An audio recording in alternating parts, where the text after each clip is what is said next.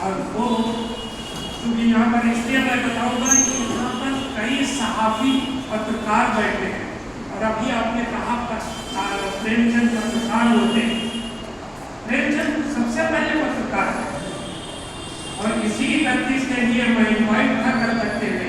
मैंने कहा नहीं, मैं पहले अपने शहर जाऊंगा और अक्टूबर में वो मेरे लिए प्रोग्राम करके लेके आए।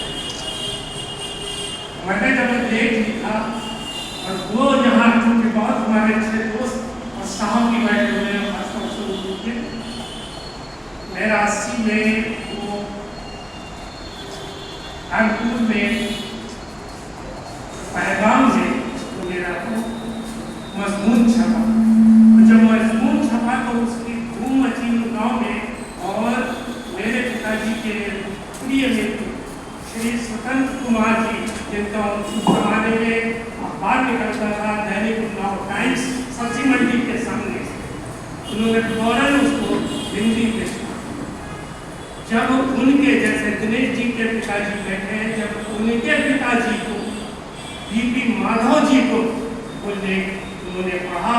बीपी माधव बहुत बड़ा नाम था, भगवती प्रसाद माधव क्रांतिकारी आंदोलन का शख्स, जो आज भी चंद्रशेखर आजाद का जब नाम देखे तो बगैर क्रांतिकारी आंदोलन के बीपी माधव का नाम लेते, जो प्रतिनिधि सभा के सेक्रेटरी, उन्होंने मेरे किताब पर लेख लिखा, डिफरेंस लिखा। जब मैंने 2 साल बाद किताब लिखी प्रेमचंद के ऊपर, वो मैंने आज भेंट भी की है उनका आचार्य जी को यहीं पे कम से कम यहाँ प्रेमचंद के कितने डायमेंशन, नारी के लिए लिखा, बच्चों के लिए लिखा। हम तो सिर्फ कह रहे पत्रकारिता के लिए, और उनसे बड़ा उस जमाने का पत्रकार नहीं है, क्योंकि जो बड़ा पत्रकार जिसे तस्लीम करने यानी दो बड़े अखबार कानपुर के प्रताप और जमाना दोनों के एडिटर ने कहा कि तुम छोड़ दिया है तुमने सर्विस और तुम पत्रकार का। हम सब प्रेमचंद को पढ़ते हैं, बहुत कुछ लिख के लाए, क्या कह सकते आप सब जानते हैं। अभी आप लाइव के मैंने जब है आपने ये देखा कि ये तो उन्नाव के लिहाज से होना चाहिए। पहले ही जैसे आप इंटर होंगे तो पहले ही आपके ऊपर एक बच्चे पर इन्फ्लेशन करता है। साहित्यिक नगरी, ऐसी साहित्यिक नगरी जहाँ प्रेमचंद को ये मालूम जाने के लिए हमें बताना पड़े कि वो कहानीकार है, कि वो नॉवेलिकार है, कि वो नाटक लिखते हैं, कि वो माधुरी के थे, कि वो किन अखबारों में न्यूज होते थे, वो कैसे फिल्मी दुनिया में गए और ठोकर मार के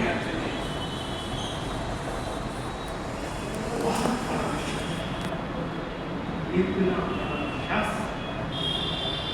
जब आज का बच्चा देखता है तो क्या आपसे कहेगा, आपके बारे में आने के बाद पूछते हैं क्या पैसे नहीं मिलते थे प्रेमचंद को, ऐसी फटी हुई झुग्गियों रहते हुए उनकी तस्वीर जब मालूम हो रहा है कि तस्वीर शिवरानी देवी के साथ बैठे हुए हैं, वो तस्वीर है तो कैसे मुफलिस क्यों नजर आ रहे हैं, क्या उसके पास पैसे की कमी थी?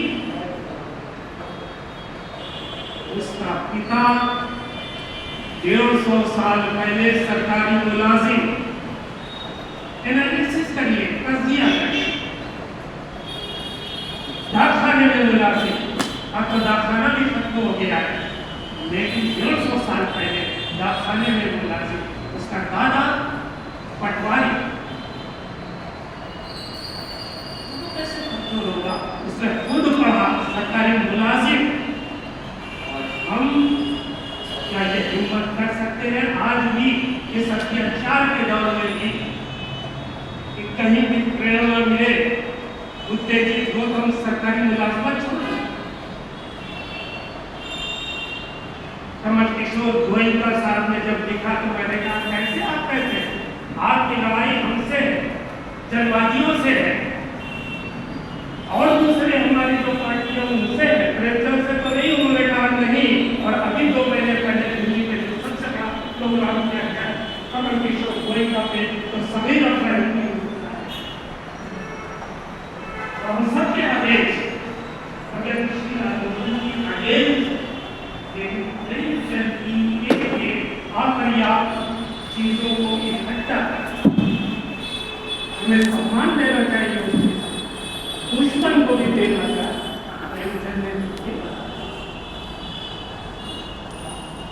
सहाफी बैठे हैं, देखिए उन्नाव में ही यही हो सकता है कि सहाफी इस वक्त तक बैठा रहे पूरे मुल्क में, बल्कि विदेश में भी सेमिनार में जाता हूँ, सहाफी आता है विदेश को सिर्फ छोड़ हमारे पूरे देश में सहाफी आएगा, मेरे फोटोग्राफ खींचेगा और उसके बाद चुपके से कह जाएगा रिपोर्ट भेज दीजिए,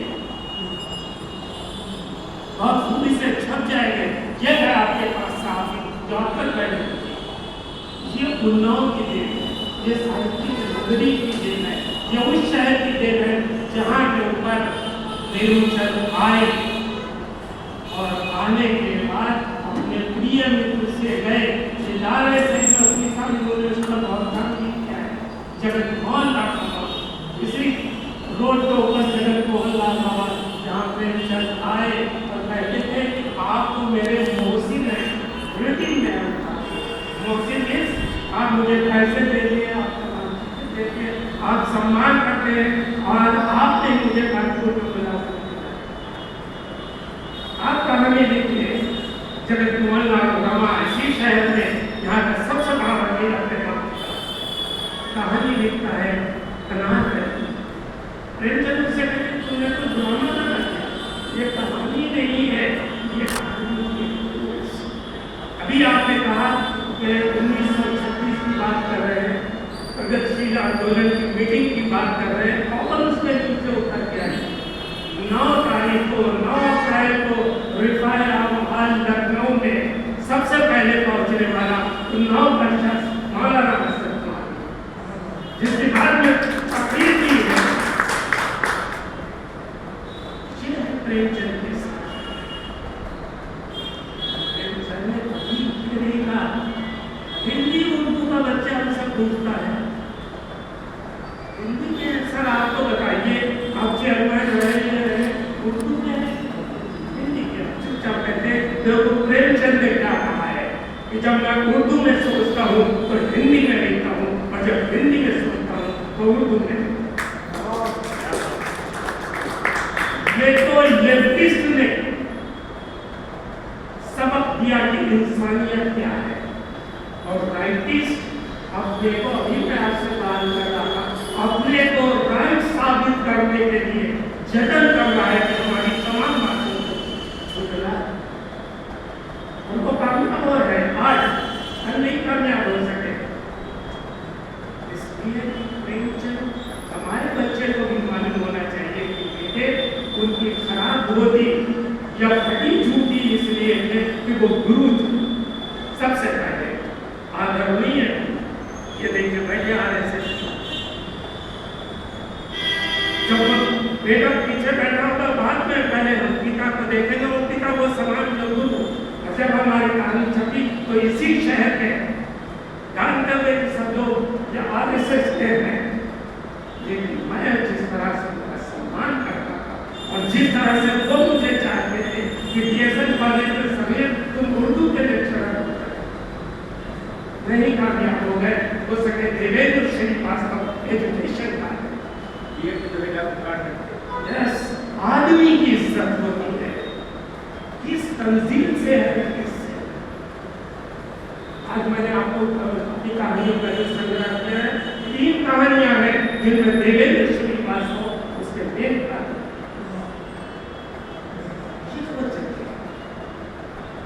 मैं यहाँ जब पढ़ता था 68 में तो मुझे संस्कृत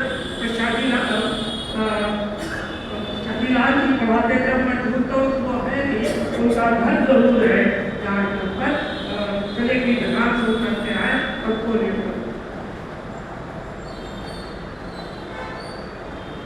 ये कल की बात नहीं है, ये आज की बात है और आने वाले कल की भी बात होगी। कोविड-19 में हर बच्चा पूछ चुका है कि हम चले गए, ये क्या वजह है कि इनको भगाया जा रहा है? ये मजबूर है इसलिए भगाया जा रहा है, ये हिंदी इलाके के हैं इसलिए भगाया जा रहा है। तो क्या इलाका भी हिंदी, उर्दू, गुजराती और मराठी का है?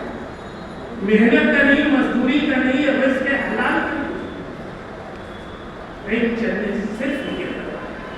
प्रेमचंद कभी नहीं किसी उत्तेजित नहीं हुआ। प्रेमचंद आप सामने दो पाठ कर दिया करते थे, देखो ये अच्छा है, ये बुरा है, इसका फैसला तुम खुद करो, क्योंकि तुम ज्यादा समझदार हो और आने वाली नस्ल तुमसे ज्यादा समझदार होगी। ये साइंस की थ्योरी है और जब जब नई नस्लें आती रहेंगी इसके बारे में प्रेमचंद हमेशा के खिलाफ। मैं बताता हूँ सिलेबस में बांग्लादेश में पढ़ाए जाते हैं, अफ्रीका में पढ़ाए जाते हैं, मिस्र की यूनिवर्सिटी के अल अज़हर में सिलेबस में रहते हैं। क्यों है? सबसे उर्दू हिंदी भी रहते हैं और उसकी हिमायत करते रहते हैं कि प्रेमचंद ने फारसी पढ़ी, मदरसे में जाकर पढ़ी, हिमायत आ जाएंगे पढ़ी। प्रेमचंद ने ग्रेजुएशन किया इलाहाबाद से किया, जब तक अलीगढ़ मुस्लिम यूनिवर्सिटी भी नहीं बनी थी, बहुत बड़ा इन्होंने कॉलेज था, लेकिन इलाहाबाद से उन्होंने ग्रेजुएशन की 1919 में। ग्रेजुएशन के सब्जेक्ट बताइए बच्चों को, उनके जहन से पॉइजन हटाना, हिंदू का, मुसलमान का, सिख का, ईसाई का। अगर उसके अंदर लाना है तो इंसानियत का, मोहब्बत का, शराफत का, खुददारी का, इज्जत नफ्स, 3 सब्जेक्ट उनके ग्रेजुएशन के। और ग्रेजुएशन उस वक्त 1919 का जब क्रिश्चंदर ने एमए किया तो हर अपने पेपर के साथ लिखते थे क्रिश्चंदर एमए। उस वक्त प्रेमचंद ने हिस्ट्री उसका सब्जेक्ट इलाहाबाद यूनिवर्सिटी में, अंग्रेजी उसका सब्जेक्ट और पर्शियन उसका सब्जेक्ट। ये है 3 सब्जेक्ट, इस हाल में रखेंगे उसको। हिम्मत हम टीचरों में रोज अत्याचार होता है और सिर्फ महात्मा गांधी को गोरखपुर पे सुनने के बाद कि जलियांवाला बाग में क्या हुआ, हमें नॉन कोऑपरेशन करना है।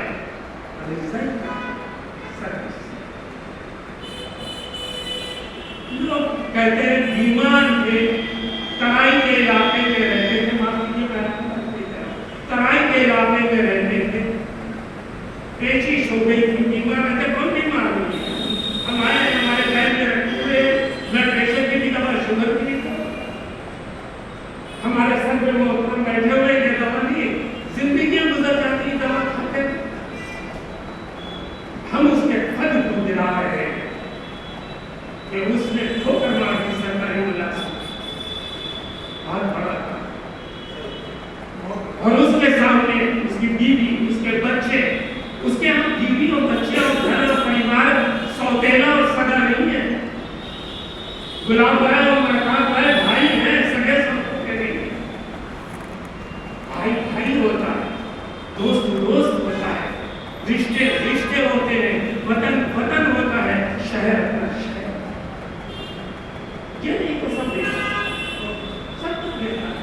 अब वो दिल मिला रहा है कि अब बीवी बच्चों सबके कैसे परवरिश करेंगे। हमने 2 साल इसी उसमें गुजार किए। तब उसने इंतखाब किया पत्रकारिता का, तब उसने इंतखाब किया सहाफत का, और वो भी हिंदी, क्योंकि वो युग हिंदी का, उस जमाना हिंदी का था, उसमें मैगजीन और अखबार हिंदी के साथ आने लगे थे ऐसा। और मदद करने वाले तीनों पार्टनर हिंदी लिखता। अब जरा सा पत्रकारों से कहें, जरा से देखिए, जब कभी देखिए भी चीजों के नहीं हटाइए तमाम चीजें से हम देख चुके हो मुझे, अब नई नस्ल को हम बताएं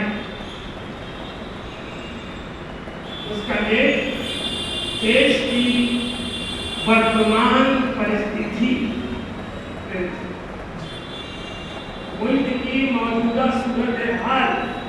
टुडे कौन लिख रहा है? प्रेमचंद। हाईलाइट करिए, अगर प्रेमचंद जैसी हिम्मत है, कलम के मजदूर हैं, कलम के सिपाही हैं, तो हाईलाइट करके और सुनिए, 7 नवंबर 1923 को जो लिख रहा है अमेरिका की धमकी, ये भी नोट कर लीजिए, उस वक्त भी नहीं, आज भी वो चौधरी की धमकी। देखिए,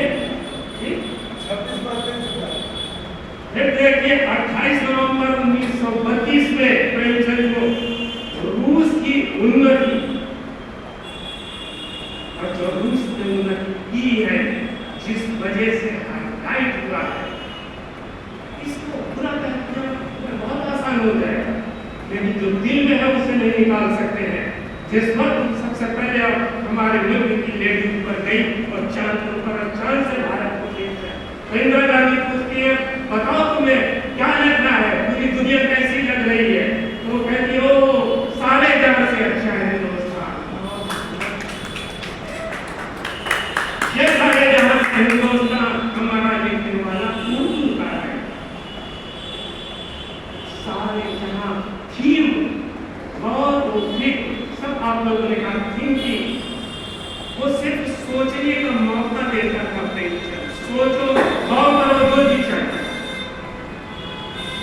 एक मुसलमान क्या कह रहा है, यूनान दुनिया के आप सब जानते हैं सारे टीचर हैं, उच्च वर्ग के लोग हैं, जो तमाम तरक्की की है, जिनकी तहजीब है, तो उसमें वो कहता है यूनान, मिस्र, रोमा सब मिट गए जहां से, अब तक बदल है बाकी नामो निशान हमारा सारे जहां से अच्छा हिंदुस्तान। कभी किसी आदमी ने, मौलाना ने, अल्लामा इकबाल को नहीं कहा कि ऐ शहरे मुसलमान, तुम मक्के और मदीने के होते हुए कह रहा है हिंदुस्तान सबसे सोचिए, सहन को बच्चे के सहन से मुश्किल देगा। और सुनिए साहब, आपके लिए मैं खास तौर से मेरे दोस्त पीछे बैठे उर्दू के बेहतरीन साथी जर्नलिस्ट, मैं नाज करता हूँ, ईरान का तेल टाइटल है प्रेमचंद, कहाँ की सोच रहा है, और ये आर्टिकल उसका 19 दिसंबर 1932 का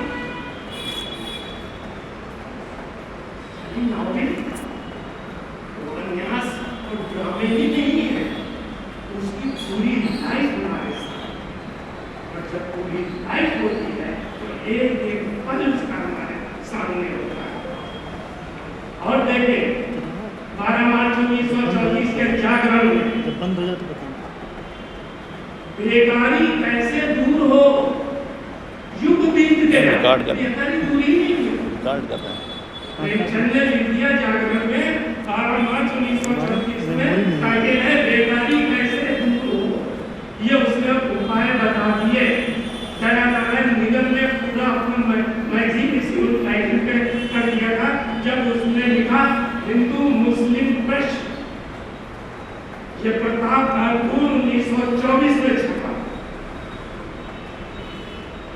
ये बड़े साहित्यकार हैं, जब आप काम लेते हैं तो हम कहते हैं कि गणेश शंकर विद्यार्थी का नाम आता है, तो मैंने कहा था मैं पूरी मैगजीन अपनी बेटी से कहूँगा, इसका टाइटल है सीमा की गणेश शंकर विद्यार्थी थे, क्योंकि गणेश शंकर विद्यार्थी की गाथा गाते हैं मौलाना सतवानी, उसके ऊपर जब लेख जब लिखा है तो क्या होगा, और हिंदू मुस्लिम प्रश्न कैसे सोचता है, ये हमारे देश में क्यों हुआ, और अगर है तो उनके पास हो, हमारा पड़ोसी पड़ोसी है, हमारा साथी साथी है, हमारा क्लासमेट क्लासमेट है, हिंदू मुस्लिम भाई, ये रिश्ता सबसे बड़ा। फिर देखिए हंस में, ये हंस की बात आई, हंस दिसंबर 1933 में जीवन और साहित्य में फिरौना का स्थान, ये तमाम चीजें प्रेमचंद की हमने ये हाईलाइट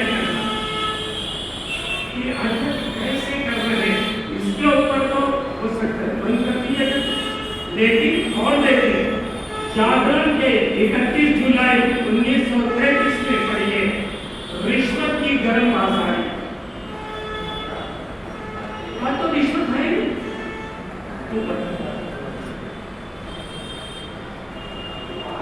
पकड़ के पता नहीं कहाँ डाल दिया, तो एक तो मुसलमान, दूसरा अलीगढ़ का। हम बाद में कहते रहेंगे लेकिन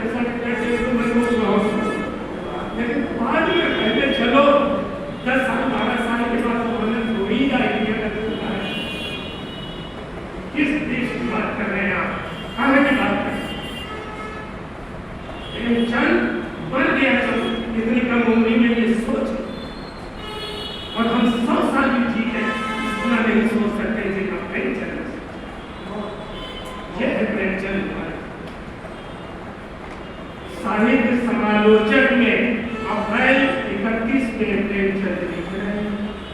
अब हम इनको हाईलाइट करें, मैगजीन दूसरी छाप नहीं सकती है, तो हिम्मत नहीं कि मेरा आर्टिकल वापस कर दें, क्योंकि हमारे पास खुद अपनी मैगजीन, हम उनको फिर सही कर। टाइटल है हमारे नेताओं की बहकी बातें। कल से आज को जोड़िए, कहाँ की बातें आप कर रहे हैं?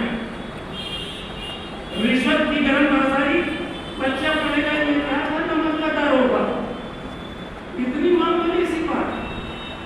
आज तो साइबर क्राइम होता है, ये रिश्वत क्या चीज हो, बहुत दूर, बहुत तरक्की कर दी है दुनिया।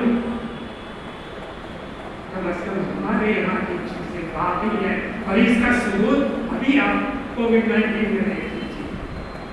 जिस वक्त पलायन हो रहा है, लोग भाग रहे हैं, तो किस तरह से गुरुद्वारों के दरवाजे खुल गए, लोगों ने लंगर लुटा दिया, लंगे पांव दौड़ के मदद की कि तुम कहाँ भागते जा रहे? लिखिए, ये लिखिए, जिस वक्त लिखता है वो शकील बदायूं शायद फिल्म बनती है, और शकील बदायूं लिखता है उनकी बात, वो जाने वाले जाओ ना, घर अपना छोड़ के माता बुला रही है तुम्हें, हाथ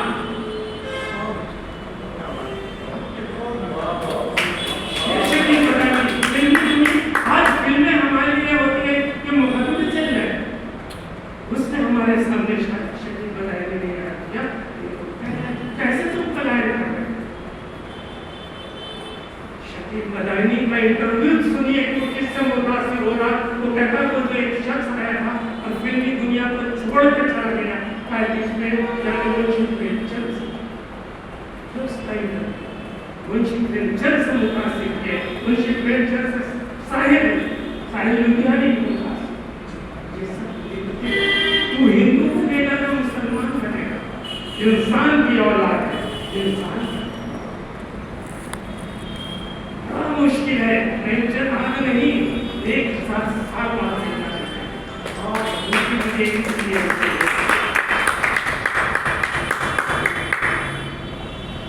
उनका एक और लेख, हम सिर्फ नाम बता रहे हैं कि आगे, इसलिए कि वक्त बहुत हो गया है। जमाना कानपुर, फरवरी 1906 में ये उनका लेख, तमाम यहाँ है, ये मैगजीन कहीं नहीं मिले, तो आप सब हमारे दोस्त के साथ अलीगढ़ आइए, मेरे पास मेरी अपने पर्सनल लाइब्रेरी है। मैं हमेशा अपने गाँव के दोस्तों से कहता हूँ कि हमें बताइए कितनी किताबें आपको चाहिए, हम आपको देंगे, पढ़ने वाले आपके पास, और पढ़ने वाले आपके पास। उनका मजमून है 1906 का, ड्रामा जंग रूस और जापान। आज कोई भी जंग, दो बड़ी जंगें हो रही, एक यूरोप में और एक अरब में, दोनों जंग में। हमारा सबसे बड़ा असलाह कैसे साबित हो कि ये मिसाइल सबसे, हम उनके मिसाइल को देख रहे हैं, अपने मिसाइल में तो भूल गए, जो जमीन पे बैठकर किताब पढ़ रहा है और लिख रहा है और मिसाइल है। इसके लिए हमें जब जाना होगा, 20 अप्रैल 1933 का एक और मजमून देख लीजिए, सिर्फ मजमून लीजिए और खुद फैसला करिए अपने बच्चों को। हमने तो कहानियां और ड्रामे अफसाने छोड़ दिए। जर्मनी में यहूदियों पर अत्याचार, जागरण 20 अप्रैल 1933 आज टाइपिंग प्रेमचंद बदल के कहते कि फिलिस्तीन में यहूदियों का जुल्म अत्याचार वो जमाने को देखा, जरूरत को देखा। ये बात बहुत है जिसके आगे हम पता नहीं अपनी जिंदगी हो जाए। और हमारे सदर मोहतरम भैया उनसे तो इसलिए उनसे उनका बेहद एहतराम करते हैं और एहतराम आप सबको करना चाहिए। तो उस शख्स ने हाईलाइट कर दिया महात्मा बुद्ध और हम भी कह रहे हैं कि हम महात्मा बुद्ध पर इंटरनेशनल सेमिनार अपनी जेब से निकालने का और जिसमें आपको क्या हमारा बहुत कुछ है। हम बात करें पूस की रात एक कहानी, पूस की रात की कहानी 1929 दिसंबर में उर्दू में छपी और माधुरी में 1930 में। छोड़ दीजिए हिंदी उर्दू सन भी छोड़ दीजिए उसकी क्या चीज, कैरेक्टर, थीम, थिंकिंग इससे मतलब नहीं है। इस नगरी में हमारे एक से बड़ा राइटर हमारे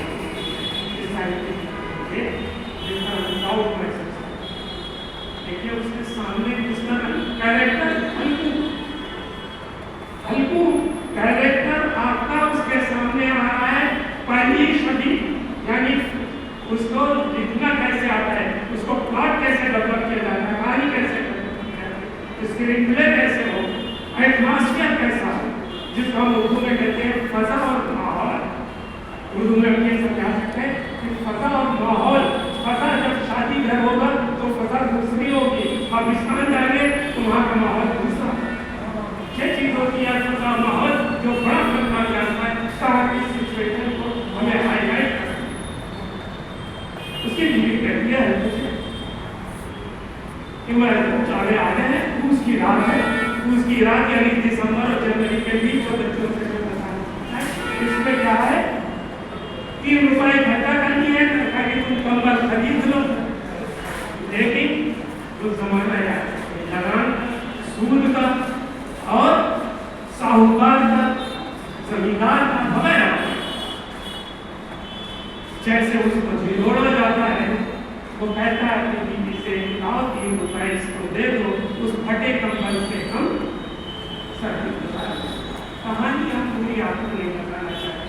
क्लाइमेक्स फिल्मों में, ड्रामे में और आप लोग तो उसके मंच के मालिक हैं, गिरता में कहीं भी आप देख लीजिए क्लाइमेक्स ये चीज और उस क्लाइमेक्स को क्या जाना है, वो चला गया अपने खेत की रखवाली कर रहा था